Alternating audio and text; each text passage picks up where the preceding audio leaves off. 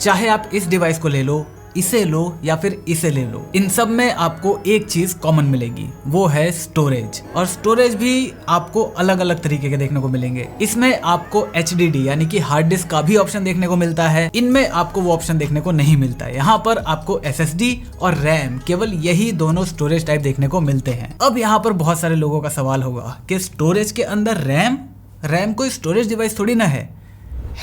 बहुत सारे लोगों को ये कंफ्यूजन है कि रैम स्टोरेज डिवाइस नहीं होती। तो इस वीडियो को शुरू करते हैं इसी कंफ्यूजन के साथ कि रैम कैसे एक स्टोरेज डिवाइस है, और उसके बाद मैं आपको बताऊंगा कि SSDs और रैम जो कि एक्चुअली में काम बिल्कुल सेम करती हैं, लेकिन इनकी लाइफ में आपको बहुत बड़ा अंतर देखने को मिलता है। तो चलिए जल्दी से वीडियो को शुरू करते हैं।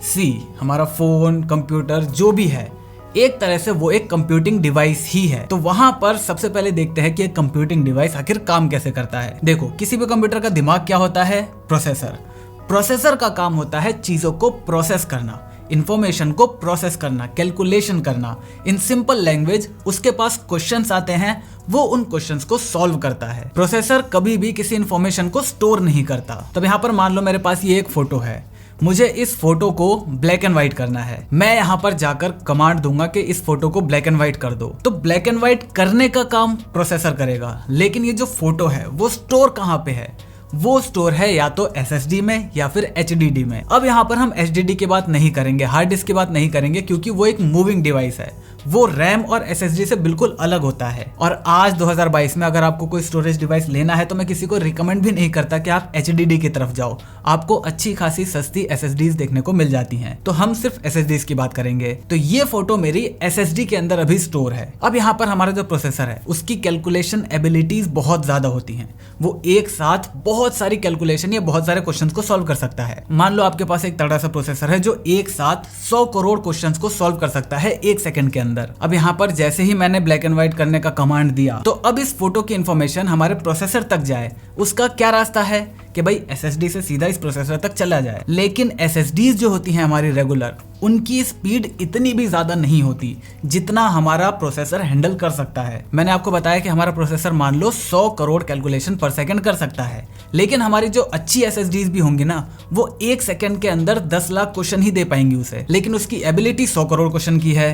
तो यहाँ पर लैग आपको बहुत ज्यादा देखने को मिलेगा, और इसी लैग को फिल करने के लिए आपका स्टोरेज डिवाइस यूज में लिया जाता है, जिसे हम कहते हैं रैम यानी रैंडम एक्सेस मेमोरी। ये जो SSD है वो अपनी इंफॉर्मेशन या अपने क्वेश्चंस को डायरेक्ट प्रोसेसर को भेजने की बजाय आपके रैम में पहले भेजेगा। तो यहाँ पर 10-15 सेकंड आपको लगेंगे सारी के सारी इंफॉर्मेशन, पूरे के पूरे 100 करोड़ या 1000 करोड़ क्वेश्चंस हैं इस फोटो को कलर से ब्लैक एंड व्हाइट करने के लिए। तो वो 1000 करोड़ क्वेश्चंस आपके रैम के अंदर स्टोर हो जाएंगे 10-15 सेकंड के अंदर। अब आपकी जो रैम है उसकी इतनी स्पीड होती है कि वो आपके 100 करोड़ क्वेश्चन पर सेकंड के हिसाब से आपके प्रोसेसर को क्वेश्चन भेज पाए, और इससे आपका जो प्रोसेसर है वो अपनी फुल पोटेंशियल पर काम कर सके। तो यहाँ पर कुछ टाइम के लिए जब तक ये प्रोसेसिंग चलेगी तब तक आपकी फोटो रैम के अंदर स्टोर रहेगी। Hence RAM is also a storage device. तो ये दोनों ही स्टोरेज डिवाइस हैं, लेकिन यहाँ पर एक अंतर देखने को मिलेगा। अगर आप इन दोनों को टीयर डाउन करोगे तो आपको इनमें कोई भी डिफरेंस देखने को नहीं मिलेगा। दोनों में आपको एक सर्किट बोर्ड दिखेगा, उसके ऊपर आपको ब्लैक बॉक्सेस देखने को मिलेंगे जहां पर आपकी इंफॉर्मेशन स्टोर होती है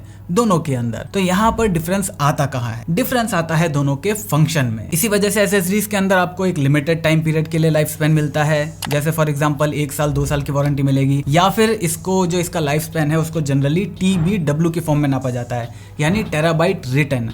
आप कितना उसके अंदर लिख सकते हो। जैसे फॉर एग्जांपल अगर 1 TB की SSD है तो उसमें आपकी 600 TBW यानी कि उसके अंदर आप 600 टेराबाइट राइट कर सकते हो। तब तक वो खराब नहीं होनी चाहिए, इतनी उन्होंने टेस्ट करी है। हालांकि उसके बाद भी बहुत ज्यादा चल जाती है, लेकिन कंपनी आपको वारंटी इतनी देती है। लेकिन रैम के केस में आपका बिल्कुल अलग है, वहां पर आपको 10 साल की वारंटी मिलती है। इवन कुछ कंपनीज आपको लाइफ टाइम वारंटीज देती हैं।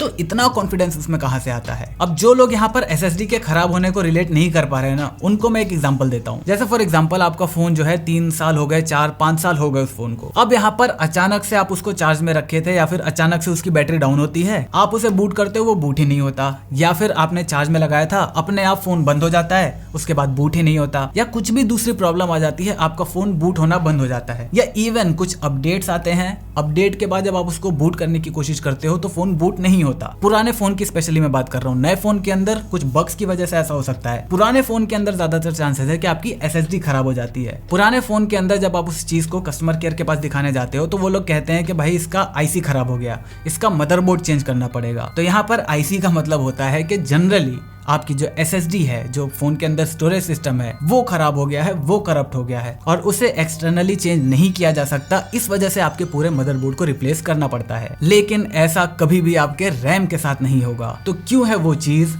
वो आपको पता चल जाएगा जब आप इसके वर्किंग मॉड्यूल को समझोगे। SSD की अगर हम बात करें तो वो काम करता है फ्लोटिंग गेट ट्रांजिस्टर्स के बेस पर। इसको अगर मैं सिंपल तरीके से समझाऊं तो देखो, हमारा जो कंप्यूटर है वो किस पर काम करता है, बाइनरी लैंग्वेज पर। बाइनरी लैंग्वेज क्या होती है, 0 और 1 का कॉम्बिनेशन। 0 और 1 इसका मतलब क्या होता है, हमारे कंप्यूटर को ही कैसे पता चलेगा कब 0 कब 1। ट्रांजिस्टर को अगर हम देखें तो उसके लिए तो 0 और 1 का भी कोई मतलब नहीं है। तो यहाँ पर इसका मतलब होता है अगर उस ट्रांजिस्टर के अंदर इलेक्ट्रॉन मौजूद है तो वो 1 कहलाएगा, अगर इलेक्ट्रॉन मौजूद नहीं है तो वो 0 कहलाएगा। इसी तरीके से हमारा जो स्टोरेज सिस्टम है, SSDs हैं, उसके अंदर ये जो ब्लॉक्स लगे हैं, इसके अंदर मिलियंस ऑफ ट्रांजिस्टर्स लगे होते हैं और वहां पर जब मैं एक फोटो को कॉपी करता हूं तो हमें फोटो कुछ ऐसी दिखाई दे रही है, लेकिन हमारे कंप्यूटर को वो फोटो कुछ इस तरीके से दिखाई देती है। और ये जो 0-1 का फॉर्म है, ये हमारे ट्रांजिस्टर, हमारे स्टोरेज डिवाइस के अंदर रेप्लिकेट होता है इलेक्ट्रॉन के मौजूद होने और ना मौजूद होने से। अब यहाँ पर ये जो ट्रांजिस्टर है, इनका नाम फ्लोटिंग गेट क्यों पड़ा, क्योंकि यहाँ पर एक इंसुलेटर, एक गेट का इस्तेमाल करा जाता है ताकि इलेक्ट्रॉन इसके अंदर आ सके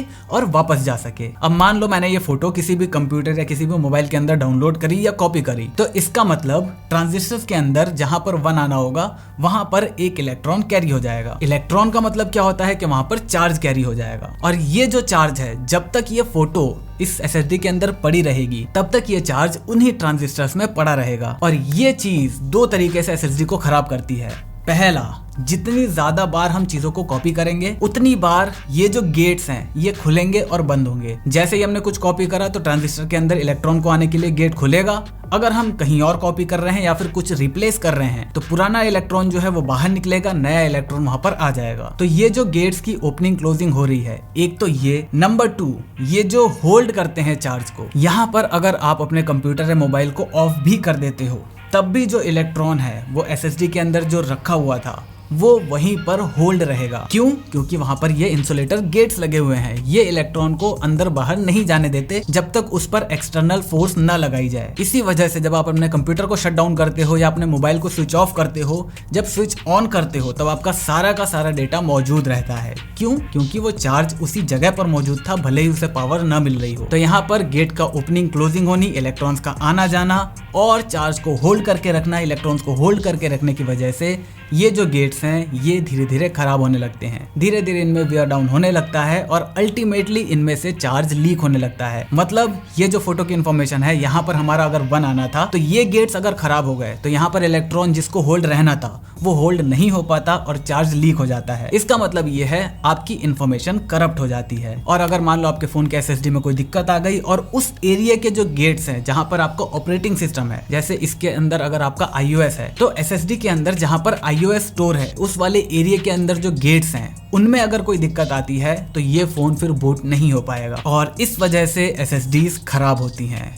लेकिन रैम के केस में ऐसा क्यों नहीं है? क्योंकि रैम फ्लोटिंग गेट ट्रांजिस्टर्स के बेस पर काम नहीं करते, रैम काम करते हैं कैपेसिटर्स के ऊपर। अब बहुत सारे लोगों को पता होगा, लेकिन जिन नहीं पता, कैपेसिटर्स का काम होता है चार्ज को होल्ड करना, बस, और दूसरा कोई भी काम नहीं होता। लेकिन वो चार्ज को कब तक होल्ड कर सकते हैं? जब तक उन्हें पावर मिलती रहे। एक बार उनकी पावर कट डाउन हुई वो चार्ज को होल्ड नहीं कर पाएंगे। इसी वजह से आप ये देखते हो कि जब आप अपने सिस्टम को बंद करते हो या फोन को स्विच ऑफ करते हो, जब आप उसे रीस्टार्ट करोगे तो आपके रैम के अंदर जितना भी डेटा था वो सब का सब खत्म हो जाता है। क्यों? क्योंकि जब आपने पावर ऑफ करा तो उसकी रैम की जो इलेक्ट्रिसिटी थी वो कट डाउन हो गई, उसके अंदर कोई भी फोर्स नहीं बचा जो चार्ज को वहां पर कैरी करवा सके, और इसी वजह से रैम अपनी सारे डेटा को मिटा देता है। और क्योंकि वहां पर कोई गेट नहीं है इस वजह से भी वो चार्ज को होल्ड नहीं कर पाता, और क्योंकि यहाँ पर कोई गेट नहीं है इसी वजह से यहाँ पर कोई भी ऐसा पार्ट नहीं है जो वियर डाउन हो सके। SSDs के अंदर यही गेट वियर डाउन होते हैं जहाँ से चार्ज लीक होने लगता है, लेकिन यहाँ पर क्योंकि कोई गेट है ही नहीं इसी वजह से ऐसा कोई भी कंपोनेंट नहीं है जो वियर डाउन हो सके। कैपेसिटर्स की अगर हम बात करें तो उनके चार्ज होल्ड करने की कैपेसिटी कभी खत्म नहीं होती और इसी वजह से रैम्स कभी भी खराब नहीं होती और आपको 10 साल 15 साल लाइफ टाइम तक की वारंटी देखने को मिलती है रैम्स के अंदर। अब यहाँ पर बहुत सारे लोग सोचेंगे कि यार ये तो बड़ी दिक्कत है, मैं जो अगर SSD देखूं अच्छी सैमसंग की SSD हमें 16-17 हजार रुपए की मिलती है 1 TB की, 2 TB के लेने जाएंगे फास्ट वाली लेने जाएंगे तो हमें कितनी 30-35-40 हजार रुपए की SSD देखने को मिलती है। ये तो भाई बड़ी दिक्कत की बात है अगर ऐसा हुआ तो। नहीं, आपको यहाँ पर डरने की जरूरत नहीं है। मैंने आपको पहले ही बताया SSD की लाइफ स्पैन TBW की फॉर्म में होती है। एक TB जनरली 600 टेराबाइट राइट कर सकता है, लेकिन ये कंपनी क्लेम करती है आप इससे ज्यादा भी कर सकते हो। कई केसेस में 2 गुना 3 गुना तक भी जा सकता है ये। यहीं पर अगर आप ज्यादा कैपेसिटी वाला लोगे, मतलब 2 TB की SSD लोगे, वहां पर ये 600 की जगह 3600 TBW हो जाएगी। मतलब इसके अंदर आप 3600 टेराबाइट राइट कर सकते हो, पहले से 6 गुना ज्यादा, और वो भी 3600। ये कंपनी क्लेम कर रही है, आप एक्चुअली में 2-3 गुना ज्यादा कर सकते हो। तो आपको डरने की बिल्कुल भी जरूरत नहीं है। ये वीडियो मैंने सिर्फ इंफॉर्मेशनल पर्पस के लिए बनाई। बहुत सारे लोगों के मन में डाउट आ सकता है कि भाई SSD और रैम होती दोनों सॉलिड स्टेट ड्राइव हैं, लेकिन फिर भी रैम के अंदर लाइफ टाइम की वारंटी मिलती है, इसके अंदर 2 साल 3 साल की। तो इस कंफ्यूजन को दूर करने के लिए मैंने आपको ये वीडियो बनाई। मुझे उम्मीद है आपको इससे कुछ नया जरूर सीखने को मिला होगा। अगर आपको वीडियो पसंद है वीडियो को लाइक कर देना, चैनल पर नए चैनल को सब्सक्राइब कर देना, क्योंकि हम ऐसे ही ज्ञान बांटते रहते हैं। मैं मिलता हूं आपसे अगली वीडियो में, तब तक जय हिंद, वंदे मातरम।